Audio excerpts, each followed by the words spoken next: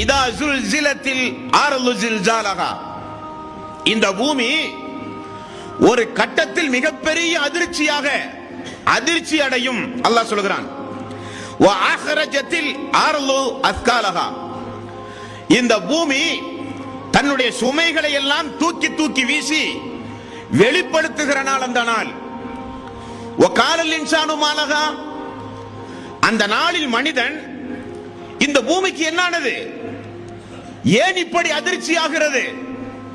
அந்த பூமிக்கு அடியில் புதையுண்டு போன எல்லா மனிதர்களும் மேலே வந்து தூக்கி வீசப்படுவார்கள். இந்த பூமிக்கு என்னானது என்று மனிதன் கேட்பான்.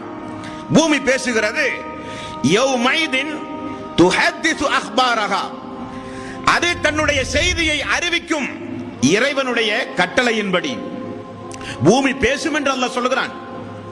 அப்படிப்பட்ட அந்த பூமிக்கு அடியில் கொண்டு போய் புதைக்கின்ற வாழ்வுதான் கபருடைய வாழ்வு என்று இஸ்லாம் சொல்லுகிறது. அதுதான் ஃபர்ஸக்குடைய வாழ்வு.